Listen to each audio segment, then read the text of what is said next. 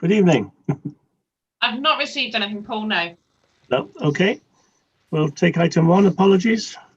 I have received apologies from Josh, Tim, Mark and Kevin. Oh. So it's a lengthy apology list. Item 2, declarations of interest. None? Right. Item 3, minutes of the previous meeting. You all received a copy? Yep. You happy that I signed them? Well, physically anyway, not. Okay. It's a lengthy apology list. Item right. So Josh is not here. No, I have had a mini report from him, mainly to do with the A37 small improvement scheme. So I'll come to that section when we get to that item on the agenda. Right. The only other thing that he has to raise is that Avon and Somerset Police have continued to advise that the speed watch sessions should not take place. The police have advised that this is constantly under review and they will advise when the ban is lifted. Okay. Right. Is it Tony's with it at all? I've not heard from Tony either way. Because I say, I don't. I'm stuck here all the time. In fact, I'm quite liking not driving, to be honest. The only thing I can really say about district, all the districts are still trying hard not to be united with county, but I think that's going to be a long-running battle. Cost of it, I don't know. Item 6, Titnall Road Small Improvement Scheme.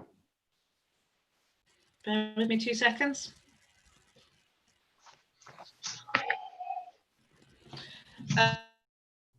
Yes, Titnall Road Small Improvement Scheme, miniature update.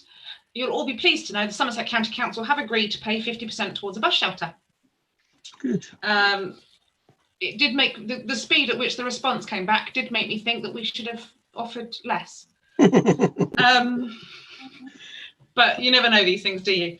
I have also inquired, as per Tony's and Paul's advice at the last meeting, regarding the grant funding from District Council towards bus shelter as well. I have been sent the forms for it. I will forward the information on, and you'll see where my hesitation is. But I'm not 100% certain that you're going to be given the grant. Oh. But we could at least apply. You don't get if you don't ask. Every other person we've asked, we've got it. So well, I'm going to do my best. Okay. That's all that I had on the Titnall Road improvement scheme. I've not yet received the updated plans, including the bus shelter and everything else. So as soon as I receive that, again, I will forward it. Okay, we'll carry on to item 7 then. A37. You will have received the A37 small improvement scheme plans. And I had one comment, which was from yourself, Paul, noting that there is no 30-mile-an-hour speed limit change. I have discussed the plans with Josh when he gave his apologies for the meeting, so that I had the information that he had. He has questioned the high friction strips because I wasn't sure, nor was he, whether they were actually rumble strips or not. They are different from rumble strips, but a vehicle travelling over them will feel a noticeable difference in the road surface. And they're done with thermoplastic, so they're slightly raised, but they don't make a loud rumble, which I think is quite a good idea, bearing in mind how close some of them are to residential properties. Josh also asked if county could advise whether a 30-mile-an-hour limit was considered and whether this could be incorporated into the design of the scheme.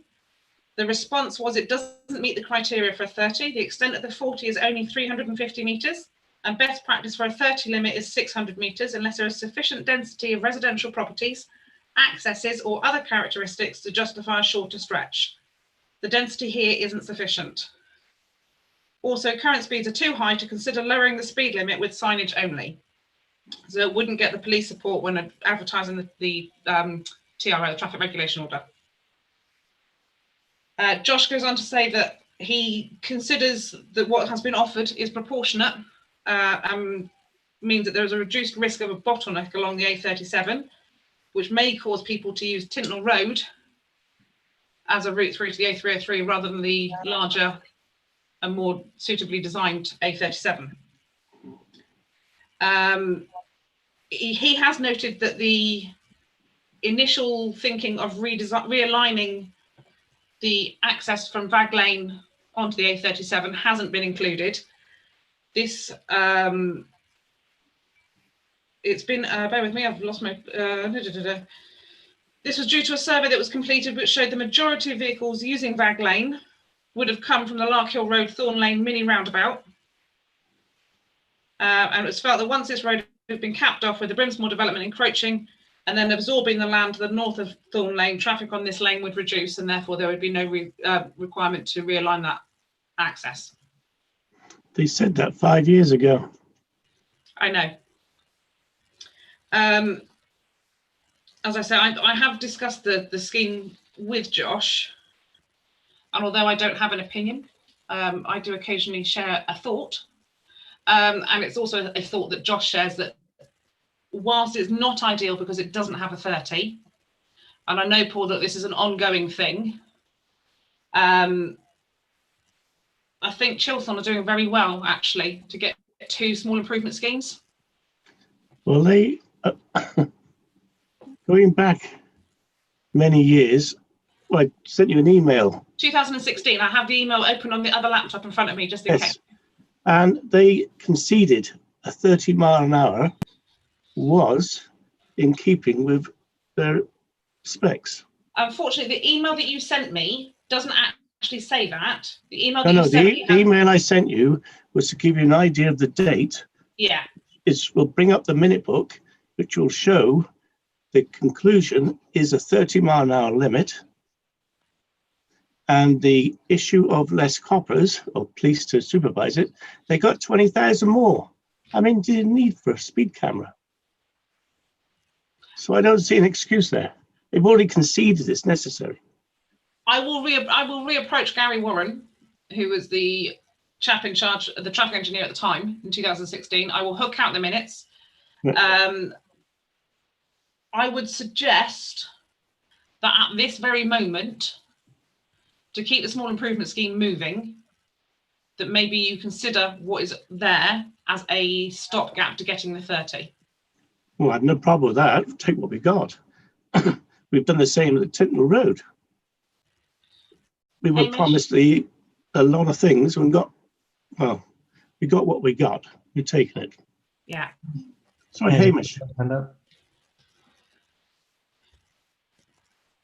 Hamish, you're still on mute. Hang on, Hamish. You're still on mute, Hamish. Hamish.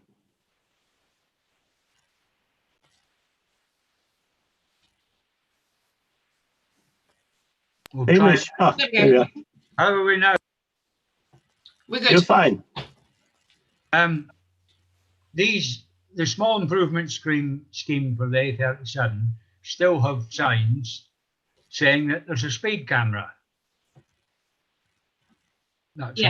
That's morally wrong, isn't it? And it dilutes the effect of speed cameras where there are speed cameras. I believe there are regulations as to how close you're allowed to have a speed camera sign, or how far away, I should say, from an actual speed camera. Well, it's about 23 miles, isn't it? Yeah, Taunton. Yeah. So, but the new scheme has still got the sign saying speed camera. I will query that with them.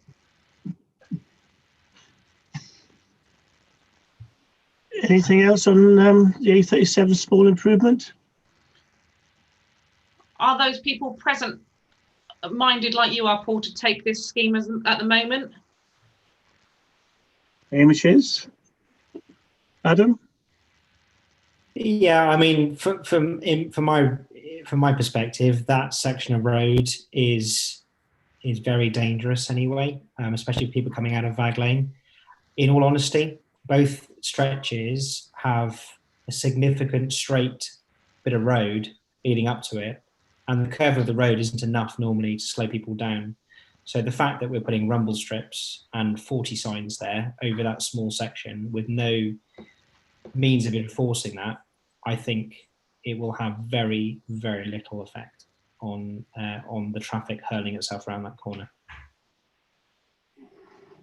Dennis? Yes or a no? Yes, I mean, complete agreement with Adam on that.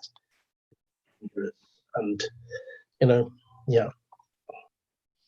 I'm happy to support, like Paul said, sorry, I'm happy to support whatever we can get, but I question the value for money for it.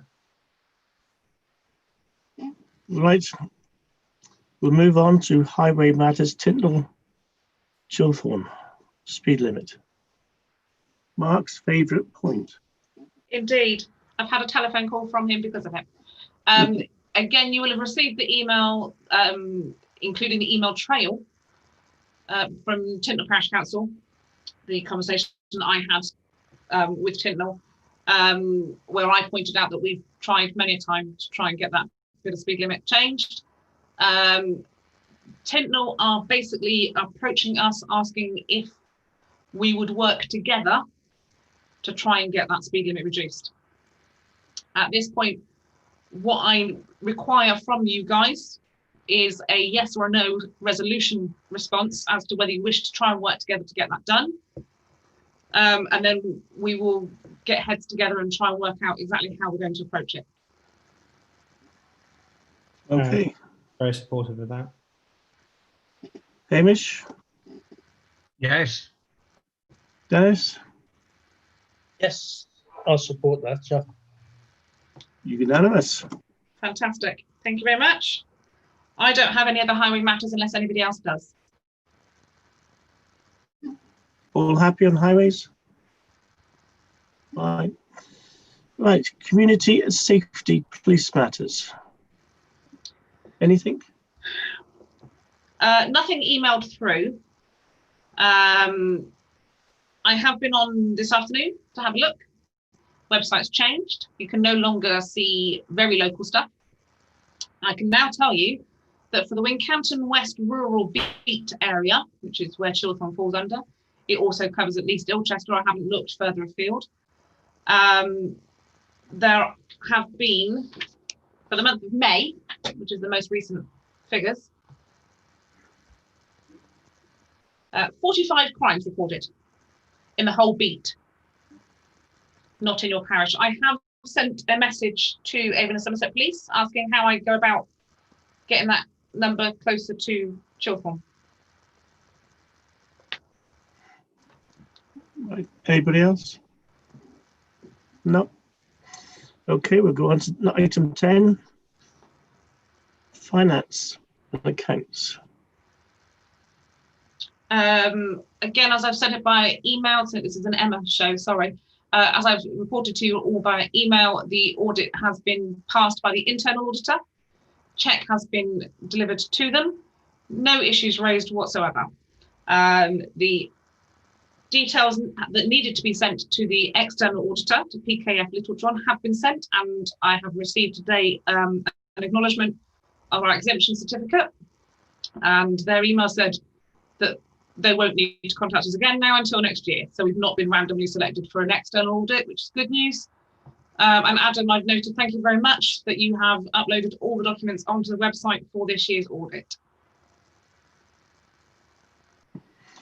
Any comments? No. All right. Item 11. Oh, hang on, can we go back to the payments? Sorry. Oh, I thought I missed that one out. Mark won't be a happy man because I've got an invoice from him. Off there, Kings Hill. Yeah. The Kings Hill. Yeah. So an invoice. It's £120 including VAT, which obviously we will be able to reclaim. So a check for that one. £10.27 for some stamps for myself, please. And Paul, I will need to arrange to come and see you to get some more signatures, please. Yeah, no problem. Just give us a bell or drop in, no problem. Okay, we all happy to pay those checks? Yes. Yeah, fine. All right. That's fine. Fine, wonderful. Right, we'll now go to item 11, planning Can I matters. catch up a little bit, please? Oh, you've got two hands.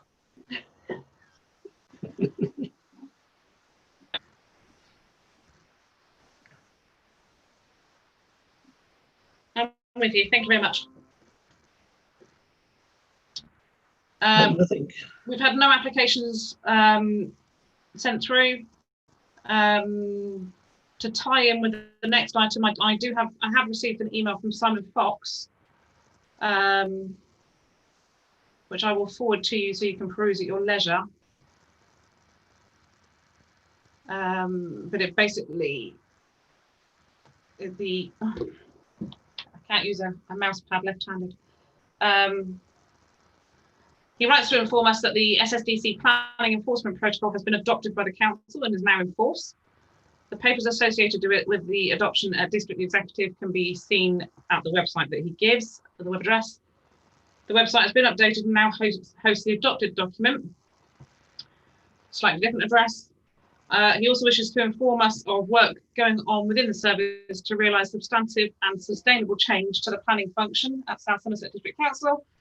The situation within local government means current resources cannot be sustained, and as such, we are working with a cross-party group of councillors to proactively instigate changes to the various processes throughout the planning function.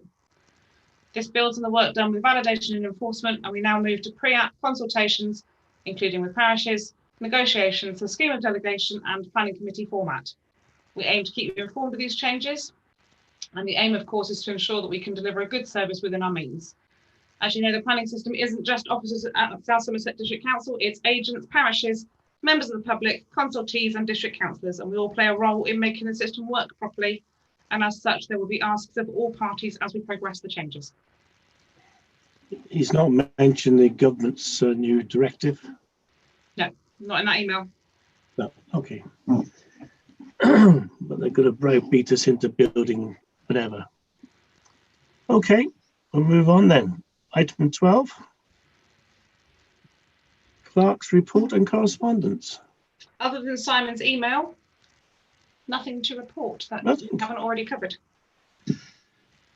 Adam, allotments.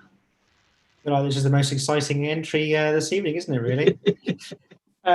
Yeah, so I'm afraid the progress this month hasn't been as much as I'd like. However, I've spent more time clearing the allotments. I'm planning to go again this week to clear the area as well, because obviously the couch grass with the weather we've had has been quite substantial in growth. But essentially, I've also measured out the area. The plan is to put 6 plots to start with on there, either measuring 3.6 by 2 or 4 by 2 in size. And there'll be single 6 by 2 timbers to make that off. So we haven't got to worry about filling up too much of that. What I need essentially next is to work out, there will be a little bit of signage we need to put out to designate the plots. It'd be good to find a local vendor that can potentially support that in terms of, Kevin's here. In terms of supporting us with that, in terms of any discount they could potentially give, etc. But that's that. I've also started work on an e-form for the website to allow people to show an interest in applying for a plot. And what I proposed last month, but I'd like to ask for a decision this month, is to levy a £5 deposit for a plot. In terms of, it won't be a charge, but it will be more just held against each plot as a token gesture to keep it in good upkeep for the year they have use of it. So that is the progress for this month. So you're proposing £5? A £5 deposit. So it's still affordable. That was the whole point of doing this in the first place. But essentially, it will be returned to them on essentially giving us back the plot in the condition in which they found it. Right. Do we have a seconder for that? Yes, I'll second that, Paul. Wonderful. All those in favour? Hamish, fine. Okay, that's fair enough. And I'll give a further update next month. Thank you. Lovely, cheers. Right, item 15, recreation, 14. Village Hall. He's not here, is he? Does anybody have a no. report for that? Nothing much to report. There is a Q1 meeting next week, I believe was what Tim mentioned. Right. I do have 1 point to raise. We had actually had an inquiry through the website for use of the village hall. I think it was last week. Someone was inquiring about costs and availability to book for December. I have acknowledged their inquiry and pointed them in direction of the fact sheets available on the website. But it would be useful if we do get inquiries from the website, which we are undoubtedly going to get, to have a clear idea of who that is get forwarded to and how they're going to be handled. What you suggest? Just an idea on who's managing the bookings for the There virtual. there is a bookings email address, isn't there? Okay. I'll hook it out. Okay, I think, right. Adam, it tends to be you or I that answer those queries anyway. So if I hook it out and share it with everybody so that everybody knows. Yeah. But I think that's probably the best way to go. And when the committee do meet next, my proposal is obviously the website, when we put it live at the beginning of COVID, I think has done quite well. We've actually had quite a few hits on the site. The phase 2 was actually to look at reinstating the bookings calendar on the website, which we'll look to do in collaboration with the committee there, essentially for the village hall. So at this stage, I've communicated back with the person inquiring and said that I'll pass their details on to the bookings committee. But at this stage, obviously, it's still hard to determine whether the village hall will be available, given the current scenario. But given it's December, we'd like to think it will be. Fine. Anything else on? No. No. Right, item 15, Hamish. Yeah, I haven't got anything to report on the wreck. Right. Item 16, any other business? A question again, actually to Hamish, actually about the wreck. Is there any indication of whether they're going to be reopening from the 4th? Not that I know about. I've been sidelined a bit because my email changed. I'll have to phone them up. Okay. No, I don't think so. I'll try and chat to Howard potentially as well. He might know something, but obviously everything else is opening up from the 4th. And whilst I appreciate that it may not be as busy there as other places, I guess there'll be probably some people in the village as well who will be interested to know whether they're opening up in the next few weeks.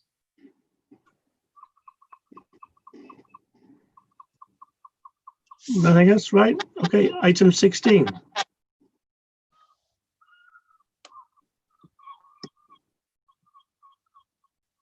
Hamish? Yes, I'm back. Right. Had I gone?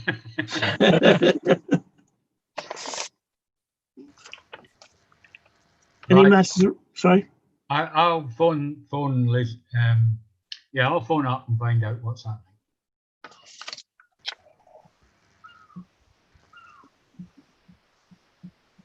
No other matters arising?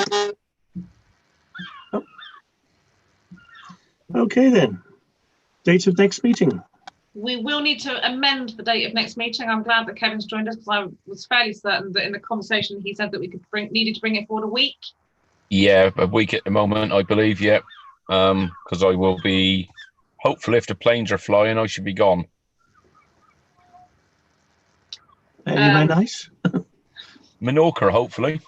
Oh, As normal, the date currently is set for September because we don't normally meet in August, unless obviously something comes along that requires us to have a meeting. I'm therefore proposing that we change that date to the 27th of August, rather than taking it beyond Kevin's holiday, which gets us very close to the October date anyway. I'm afraid I'll be away, hopefully on holiday then as well. was it 27th or the 3rd? I'm going to Croatia this time, so I'm afraid I'll be away from the 14th of August onwards, actually. So, I mean, if I mean, is it possible to propose whether we miss the meeting in August, or do we have to hold one in August? Well, we don't have to hold one in August, well, because we don't normally. But I was proposing bringing the September forward, so that it didn't get too close to the October. That's fine. I'm perfectly happy to pass my my update in, and obviously Adam, you and I will have to talk about how I sort this out on YouTube. that's why I was suggesting whether you wanted to miss August, but it's I'm happy to go with the general consensus. And you're away from the alternative, folks, is that we have an August meeting, but we don't have a September meeting. But we tend to miss the August one because that tends to be quieter planning wise.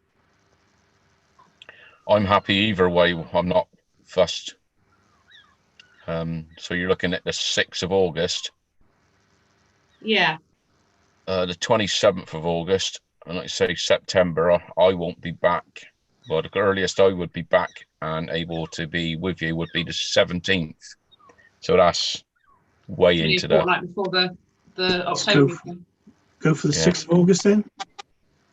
6th of August. Everyone else happy with that? Yes. I mean, the other benefit, I guess, of doing that as well is that September, no doubt, will be a busy time for a lot of people, given everything kind of hopefully resetting in terms of schools, etc. And so that might be a good point in terms of actually bringing the August one forward and missing September. That's fine. So the 6th of August. Fine. It also means that I don't have to have a crash course in streaming Zoom meetings onto YouTube from a very socially distant. This is how you do it over Zoom. That's fine. Probably won't work. We're taking out some shares in Zoom January. Make some money. Okay, if you're all happy.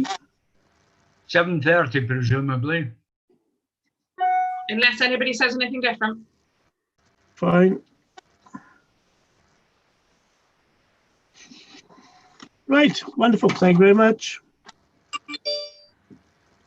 I've finished the stream now. Thank you very much.